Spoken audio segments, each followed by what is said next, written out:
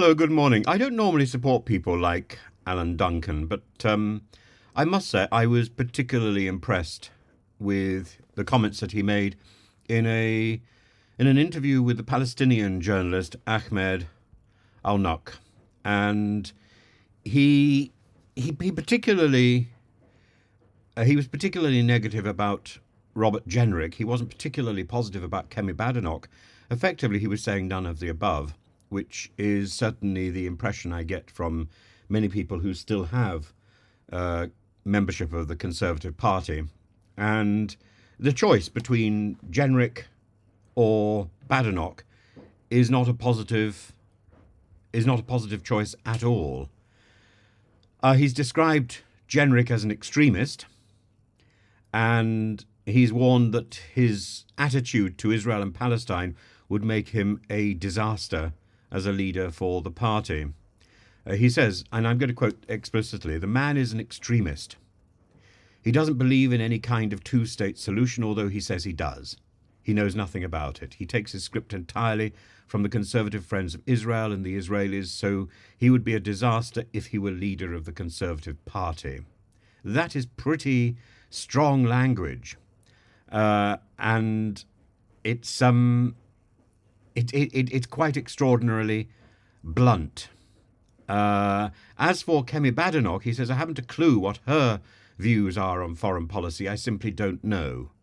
And it's one of the problems of all British politics now, is that those in Parliament have got no real experience of the region, they haven't really learned the history, and they have just very, very simple attitudes, and this is dangerous. Now, one thing that was a disgrace was Michael Gove when he was minister, who is another completely sold-out sympathiser of Israeli extremism. He passed a law which said that local councils were not allowed to have a policy of boycotting Israeli produce, even if they're illegal. So you end up with one arm of the UK government saying Palestinian settlements are illegal, and another arm of the British government protecting illegal activity in those Palestinian settlements, and Parliament was pathetic in opposing this piece of legislation. I don't think people in Parliament, says Duncan, I don't think people in Parliament are sitting there and thinking quite what the devastation of the Gaza Strip looks like and means to people in terms of human suffering. They don't even stop to think about it. Someone like Jenrick says, oh well, you know Hamas are dreadful, we've got to eliminate them, as if you can. I mean, he says nothing about the origins of the problem, so he's a disgrace. And he's been roundly condemned, particularly by Kemi Badenoch, which I think is interesting because he's softer on Badenoch than he is on Jenrick, but his candid remarks are certainly likely to ignite a fierce debate in the Conservative Party, but I think also more widely, because Britain wants to interfere, but it hasn't done its homework. And I've said again and again that the problem with Jenrick and Badenoch is that they don't do their homework. They don't do the checks. They're both unbelievably lazy. And with that laziness comes an unbelievable arrogance. And that is the problem, actually, of both of them. And it's really rather sad. It's also the problem, for example, of Liz Truss, and to a certain extent Boris Johnson. I don't think it was the problem of Theresa May, who I think was monumentally stupid and fundamentally kind, and she hid behind her institutions, whether that was the Home Office or Prime Minister. She was significantly better after she left office, and her prodding of Boris Johnson from the backbenches was brilliant.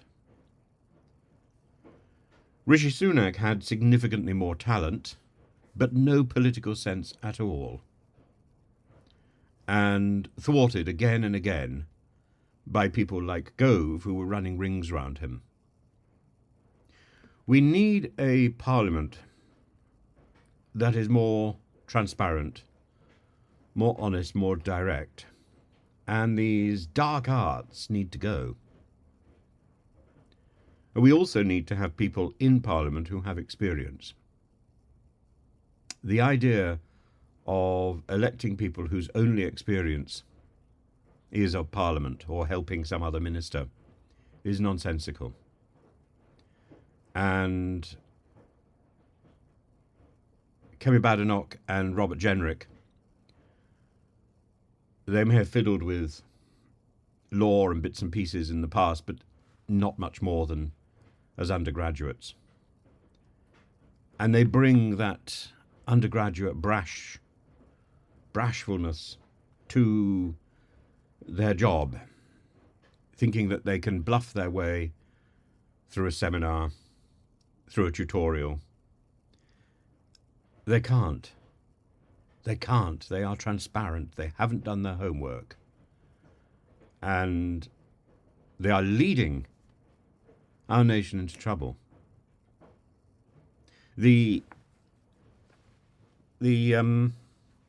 last government was filled with people who had not done their homework and who had been in power so long they felt entitled. We need to change that attitude. It's more important than changing the House of Lords.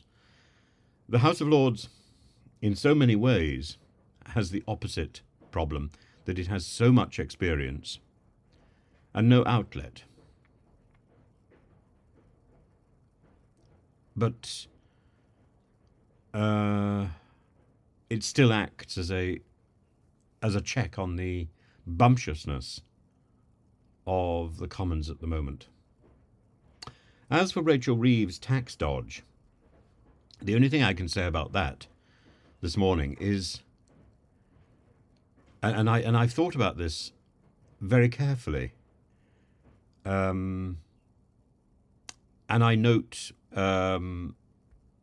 Max Robespierre's comment, for which many thanks, that the Tory press is largely very negative. But in fact, if this tax dodge is entirely legal, which probably it is, the question that the Conservatives should be asking is, why didn't they do it? Why didn't they do it earlier and make life better?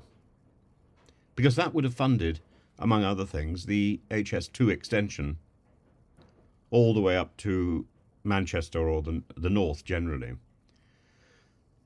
And that's necessary. At the moment, the HS2 project is pointless.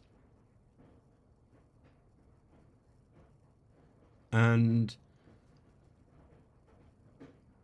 I think that probably is the better question to ask. Why, rather than, is this piece of sleight of hand, is this acceptable? It's either legal or illegal. Let's presume it's legal, in which case, is it acceptable? Yes, of course it is. Then why wasn't it done before? And why were there so many twits in the Conservative Party gathered around Jeremy Hunt who hadn't thought of this? Why? So I have no great fondness for Jeremy Hunt. But does this not make him look even more of a twit than he was before?